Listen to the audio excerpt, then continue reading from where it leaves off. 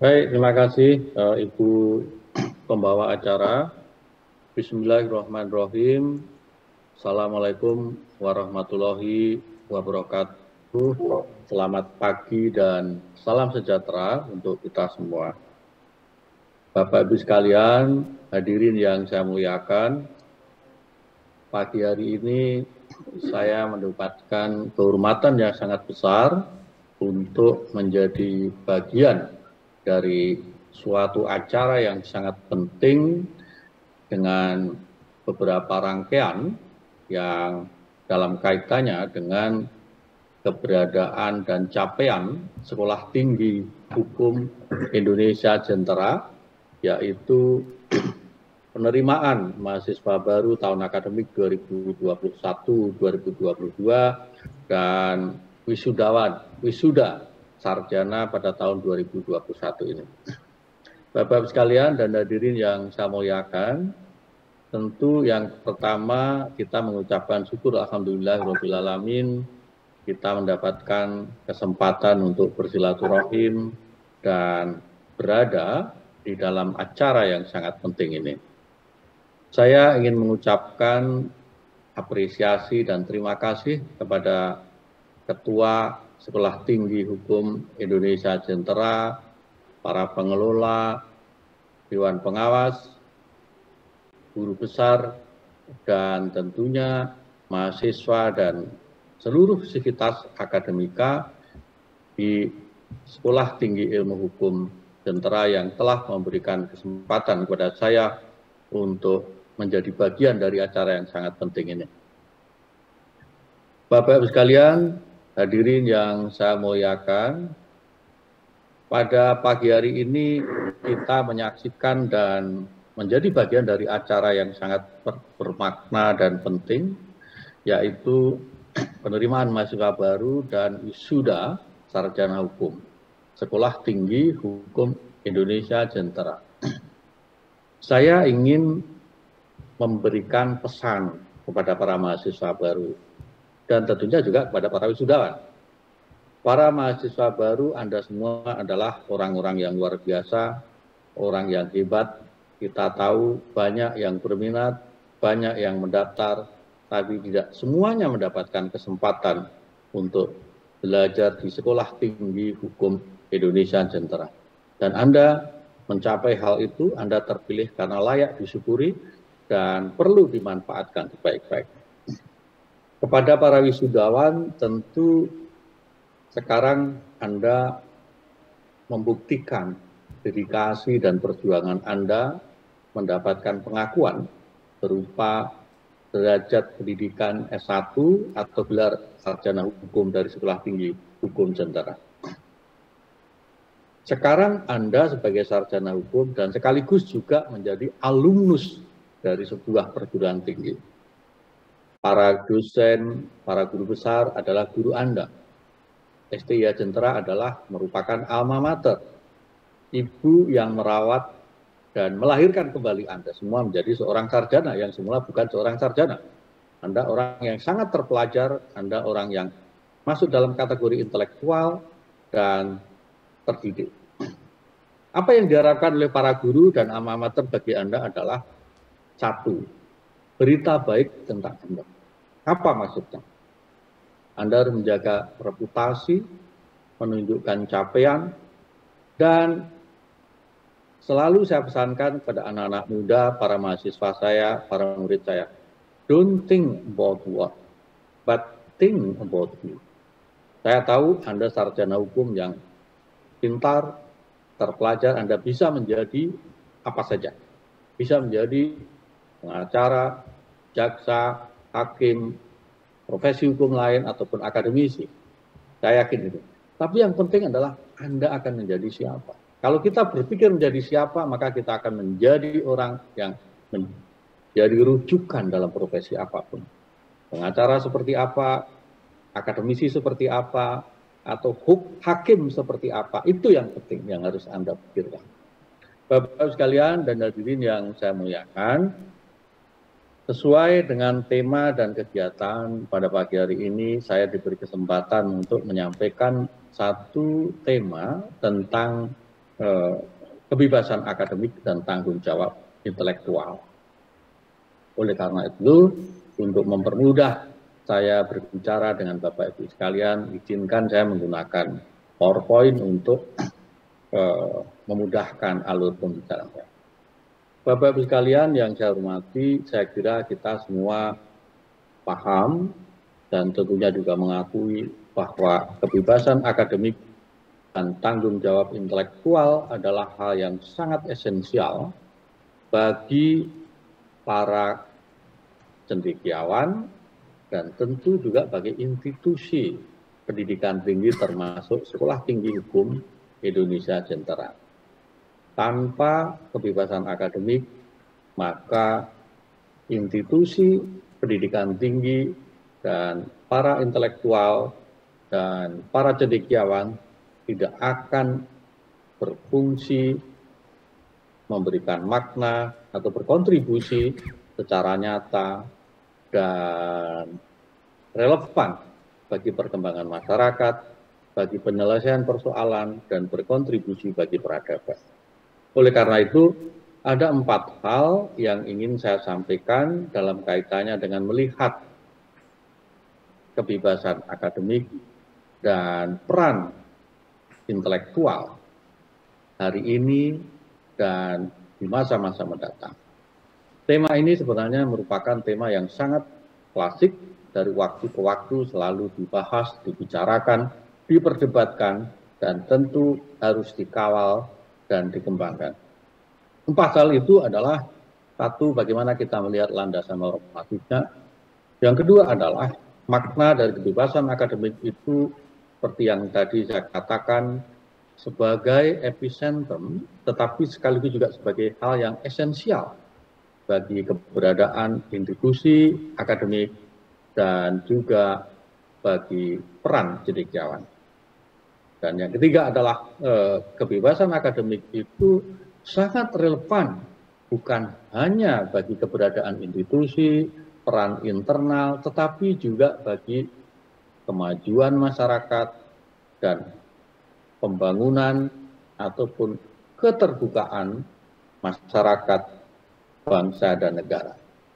Yang terakhir adalah tidak kalah pentingnya yang harus kita perhatikan dalam melihat kebebasan akademik dan peran intelektual itu, ternyata dari waktu ke waktu selalu ada ancaman, hambatan, gangguan, bahkan tekanan, tapi juga ada kemungkinan bahwa kebebasan akademik dan tanggung jawab intelektual itu dikhianati, dimanfaatkan, disalahgunakan, sehingga dikatakan terjadi apa yang disebut dengan pembusukan. Nah, ini adalah 4 hal ya.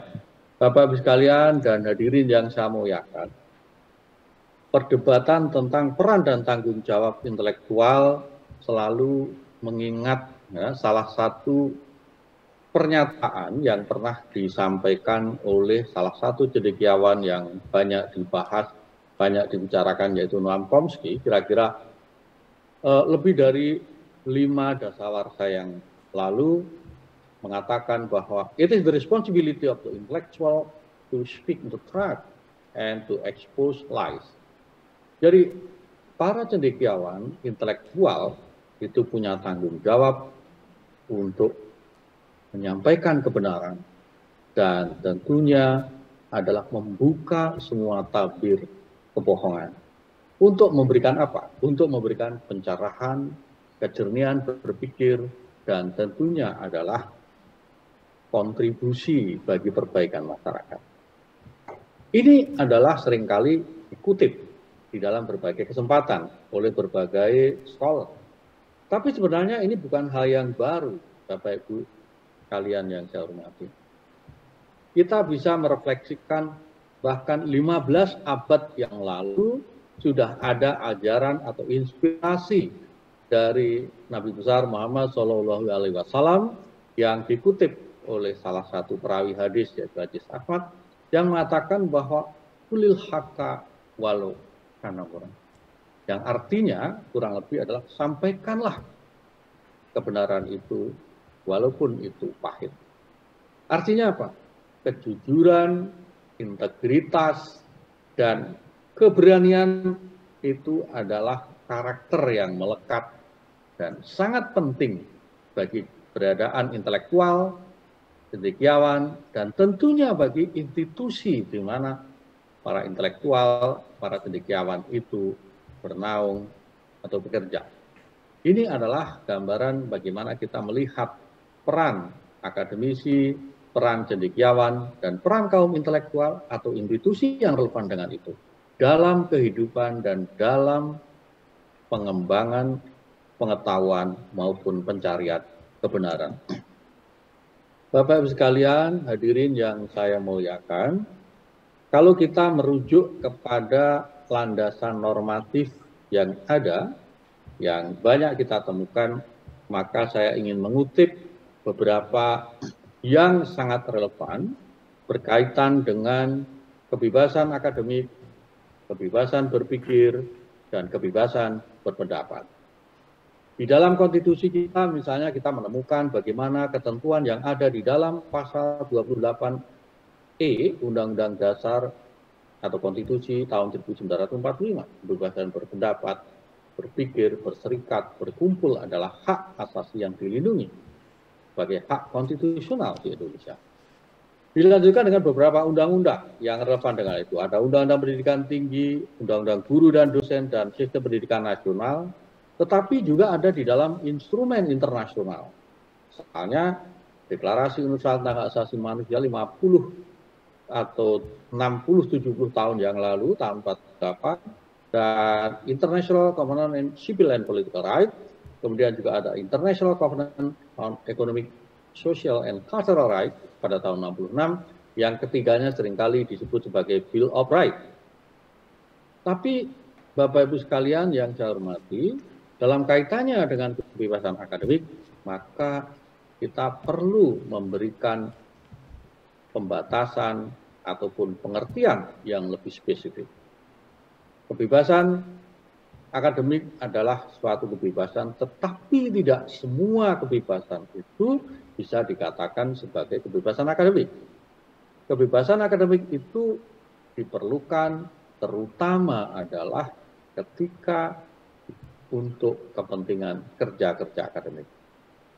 Jadi kebebasan akademik itu kebebasan untuk melakukan kerja-kerja akademik. Secara spesifik, ya, di dalam salah satu dokumen yang menjadi rujukan masyarakat global dikemukakan oleh UNESCO misalnya pada tahun 1997, dan ini menjadi best practice yang diakui, dijalankan, dan dikembangkan di seluruh dunia oleh seluruh institusi pendidikan tinggi, universitas, ataupun perguruan tinggi, dan juga para cendekiawan atau para intelektual. Kenapa? Karena seperti tadi saya sebutkan, kebebasan akademik itu paralel dengan kebebasan berpikir dan juga kebebasan berpendapat.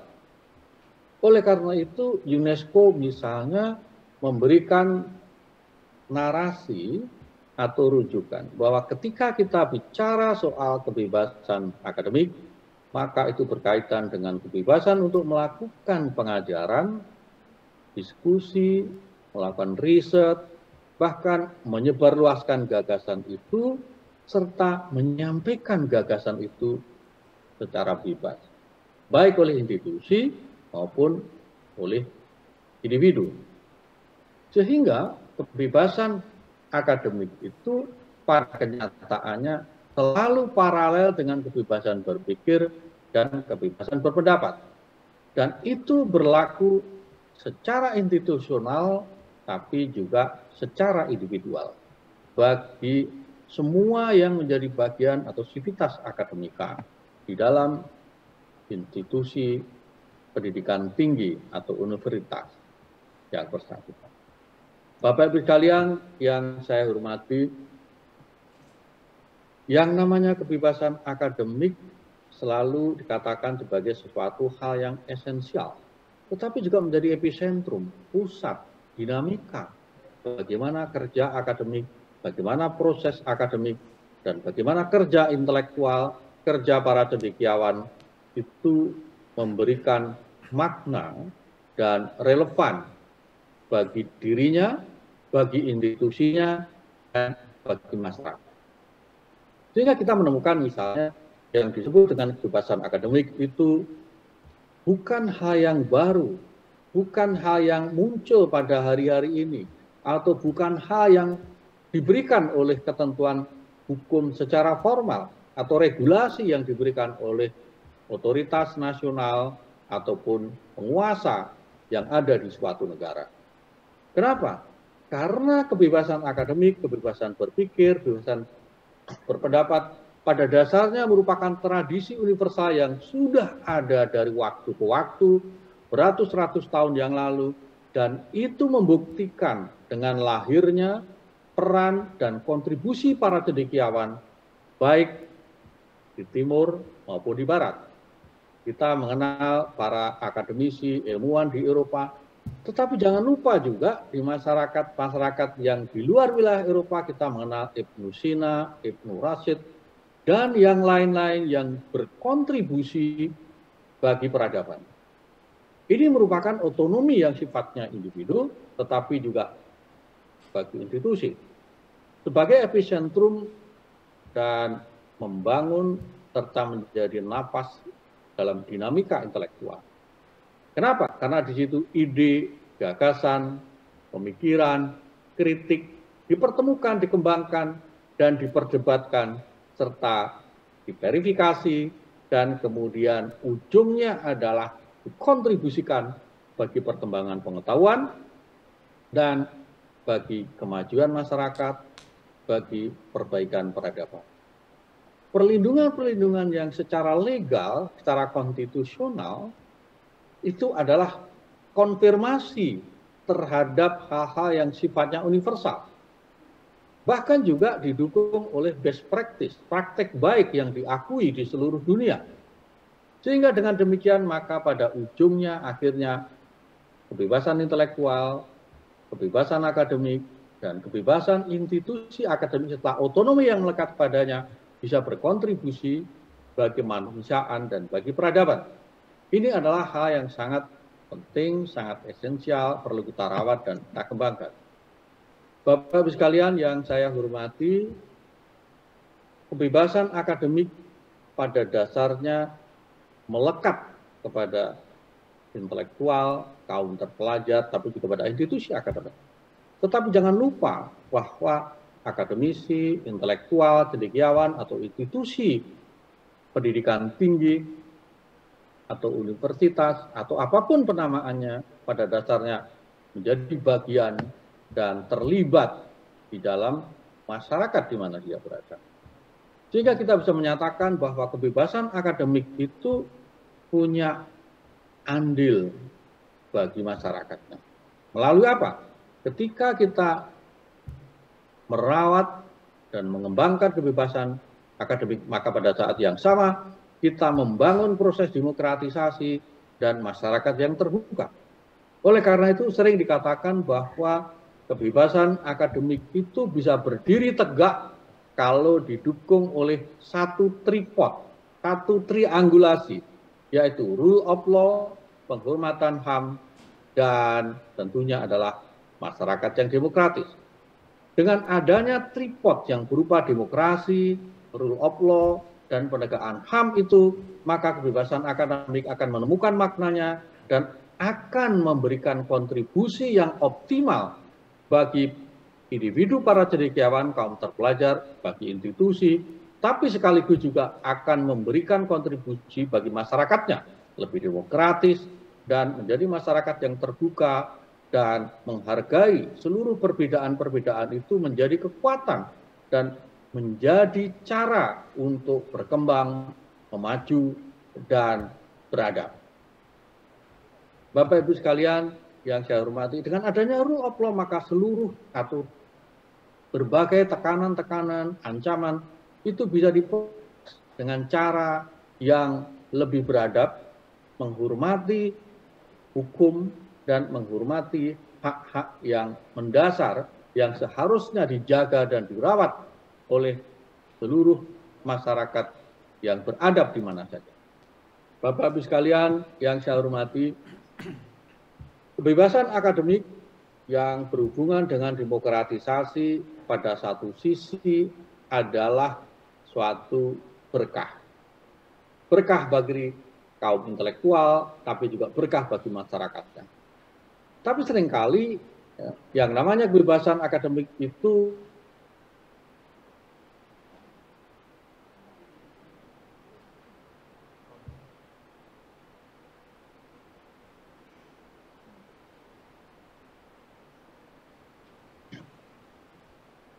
mohon maaf, ada blackout. Apakah bisa saya lanjutkan?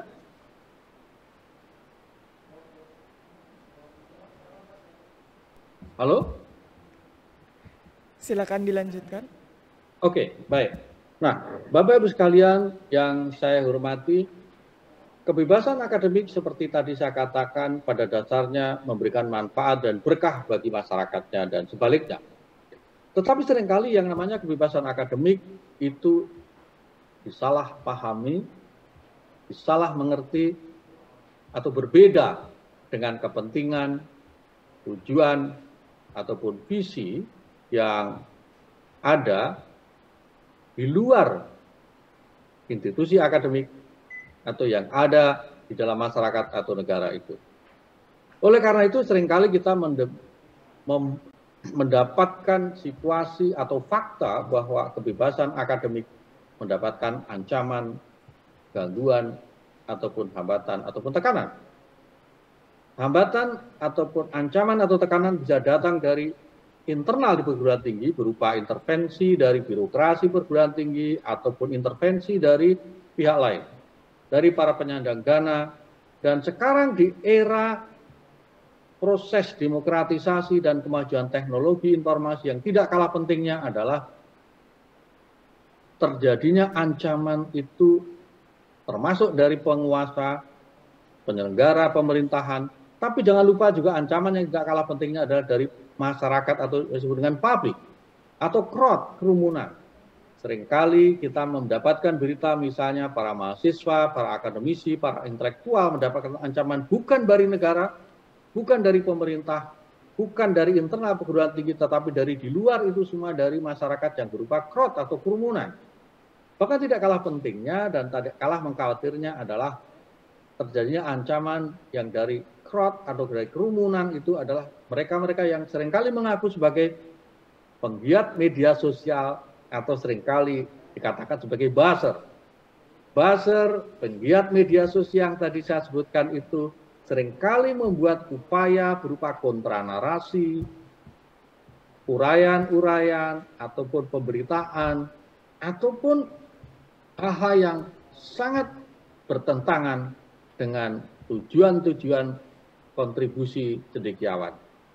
Mereka tidak jarang melakukan hal-hal yang menggunakan bahasa narasi yang tidak beradab, bahkan menekan dan mengancam secara psikologis. Bahkan ada cara-cara lain yang dilakukan dari kerumunan itu termasuk melakukan teror, tekanan, menggagalkan upaya-upaya para akademisi, para intelektual untuk berkontribusi sesuai dengan mandat, sesuai dengan karakter, dan sesuai dengan tanggung jawabnya, dan sesuai dengan prinsip kebebasan akademik. Nah, ini semua adalah ancaman-ancaman yang pada masa yang lalu dan saat ini dan mungkin ke depan kita tetap harus waspada terhadap hal seperti ini.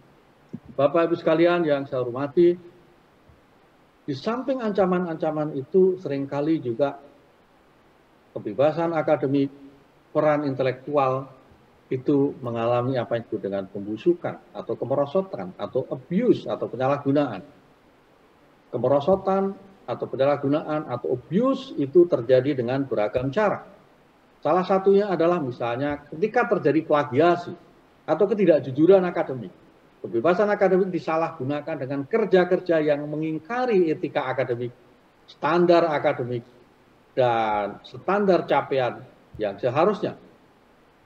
Tidak jarang kita mendengar berita misalnya orang yang memiliki gelar, mencapai kualifikasi formal pendidikan tertentu, tetapi menggunakan cara-cara yang mengingkari karakter akademisi, yang menjaga integritas, menjaga kebebasan akademik, dan menjaga otonominya, tetapi justru menyalahgunakan itu dan berlindung di dalam institusi yang bersangkutan. Ini adalah salah satu pembusukan yang terjadi. Yang kedua yang terjadi, yang seringkali kita juga mendengar, dan fakta-fakta yang seringkali tidak bisa kita bantah adalah adanya transaksi gelar dan jabatan akademik secara tidak patut.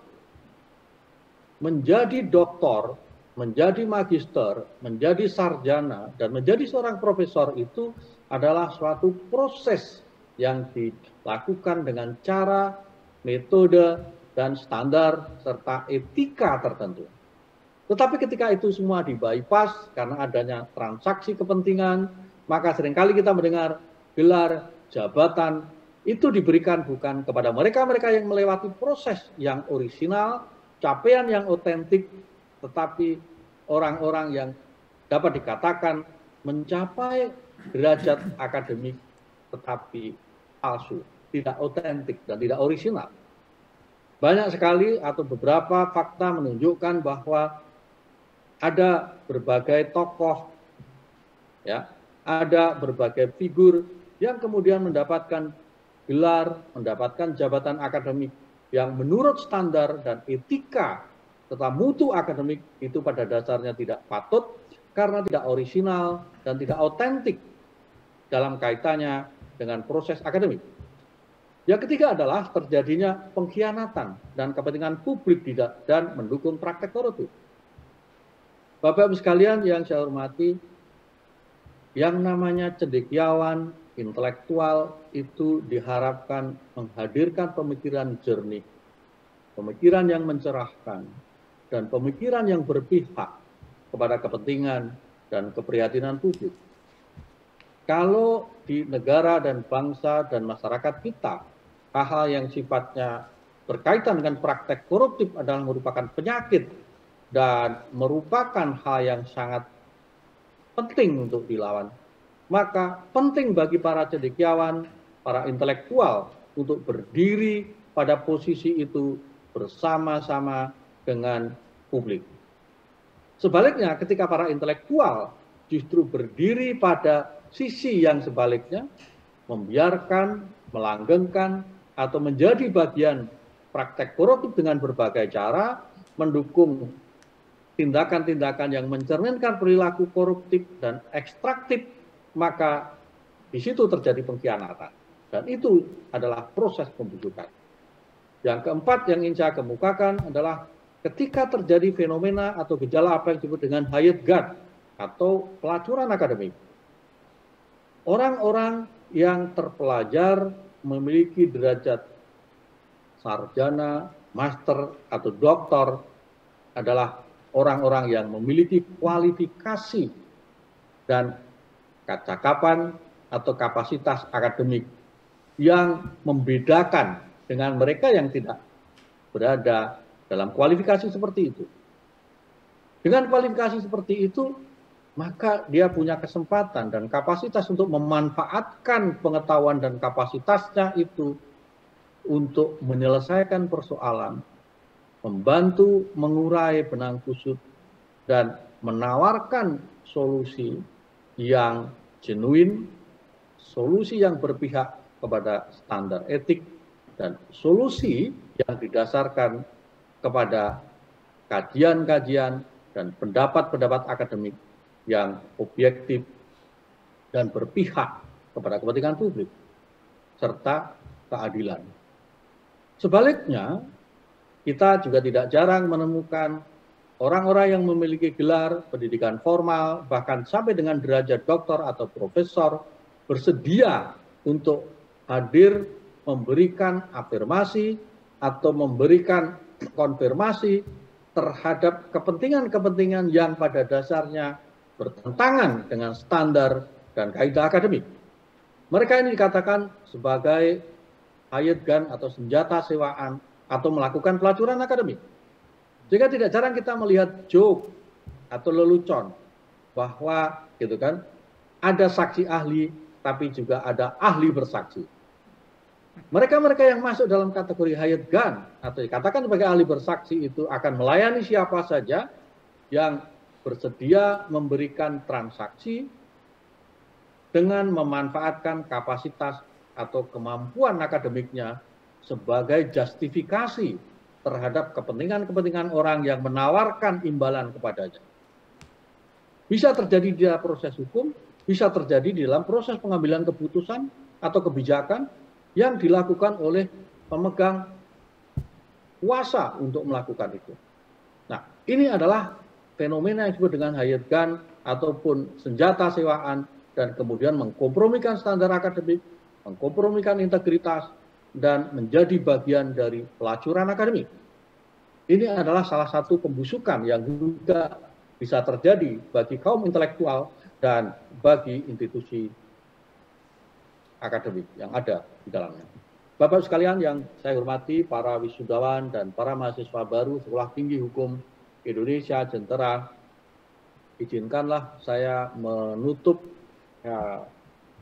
orasi pada kesempatan pagi hari ini, di mana saya ingin mengutip salah satu pernyataan yang ada di dalam paper atau makalah yang sudah saya berikan pada pagi hari ini. Bahwa pada dasarnya kita bisa menyimpulkan bahwa kaum terpelajar dapat memanfaatkan kebebasan akademik untuk menghadirkan pemikiran yang jernih dan mencerahkan. Namun pada saat yang sama mereka juga punya peluang untuk melakukan pembusukan. Saya berpesan, saya berharap, dan saya berdoa Anda semua, para mahasiswa Sekolah Tinggi Hukum Indonesia Jentera, para sarjana yang baru diwisuda, berpegang teguh pada integritas dan menunjukkan bahwa Anda adalah cendekiawan yang selalu relevan bagi masyarakat dan relevan bagi kemajuan hukum, relevan bagi kemajuan peradaban. Bapak-Ibu sekalian, hadirin yang saya muliakan, terutama kepada para wisudawan, kalau 3 atau 4 tahun yang lalu kita menerima mereka sebagai mahasiswa dan hari ini diwisuda sebagai sarjana, insya Allah mereka akan melangkah ke tahap kehidupan berikutnya. Kalau hari ini mereka mencapai sukses sebagai seorang sarjana hukum, maka kita semua berdoa mereka semua akan sukses pada langkah berikutnya. Bapak-Ibu sekalian yang saya hormati, sekali lagi saya ingin mengucapkan terima kasih kepada seluruh sivitas akademika SD Sekolah Tinggi Hukum Indonesia Jentera yang memberikan kesempatan saya untuk menjadi bagian dari acara yang penting ini dengan memberikan orasi pada pagi hari ini. Mohon maaf jika ada hal yang kurang berkenan atau kekhilafan yang saya lakukan. Saya akhiri sampai sini. Terima kasih sekali lagi. Billahi taufik wal hidayah. Wassalamualaikum warahmatullahi wabarakatuh.